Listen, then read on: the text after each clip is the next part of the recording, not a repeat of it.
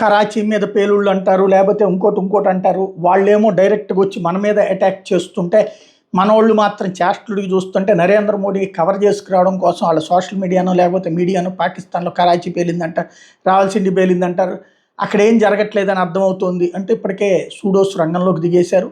అదే అంటే నిన్న విదేశాంగ శాఖను సైన్యం కూడా ఏం చెప్పలేదు, వీళ్ళు సొంతంగా ఊహించేస్తారు, ఇదంతా అమ్ముడుపోయిన మీడియా. ఇంతకీ వీళ్ళు పాకిస్తాన్కి అమ్ముడుపోయారా, లేకపోతే చైనాకి అమ్ముడుపోయారా, లేకపోతే కన్న తల్లికి కూడా ద్రోహం చేసే వాళ్ళకి అమ్ముడుపోయారో తెలియదు. ఇక్కడ బేసిక్గా ఓ చిన్న లాజిక్ మాట్లాడుకుందాం.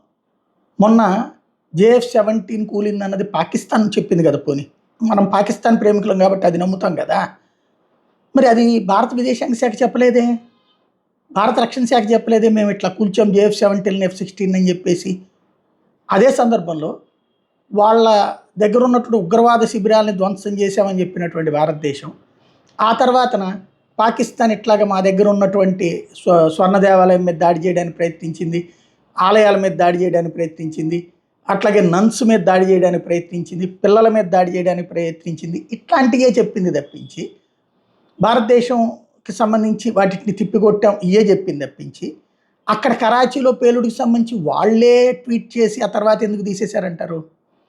అట్లాగే పాకిస్తాన్ ఆర్థిక పరమైనటువంటి దాన్ని పెట్టి అప్పులు కావాలని ఆ తర్వాత వాళ్ళే ఎందుకు తీసేశారంటారు.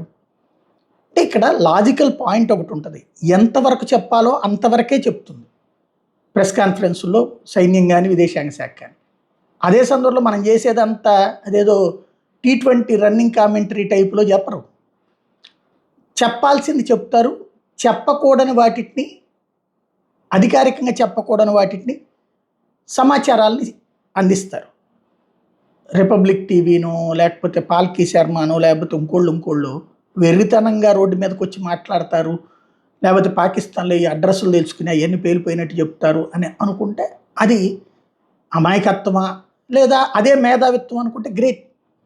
అలా ఫీల్ అయ్యేటటువంటి వాళ్ళు at the same time Pakistan చెప్పింది అయితే నమ్ముతున్నారే, మన మీడియా చెప్పింది నమ్మట్లేదు, పాకిస్తాన్ దాడులు చేసింది మాత్రం నమ్ముతున్నారు. అంటే ఇలాంటి బుద్ధి ఎవరికి ఉంటుంది? అదేంటో మరి పుట్టుకతో వచ్చిందా లేకపోతే కనుక పెరిగే క్రమంలో వచ్చిందో ఈ బుద్ధి అర్థం కావట్లేదు. అన్ని ఫేక్ వార్తలు వారప్పుడు ఫేక్ వార్తలు బోల్డ్ ఉంటుంది. That is also one of the pattern వారులో.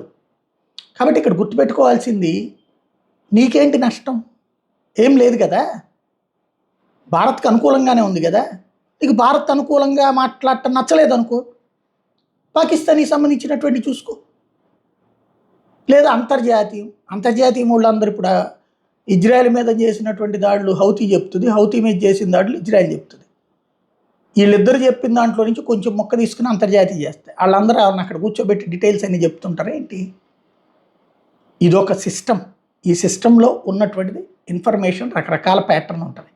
మనం తెలుసుకుంటే ఒక ఆస్పెక్టు, లేదు ఎవడు వీళ్ళంతా తప్పేశారు అంటే రైట్, పాకిస్తాన్ది వినండి, చైనా ఏమైనా చెప్తుందని తెలుసుకోండి.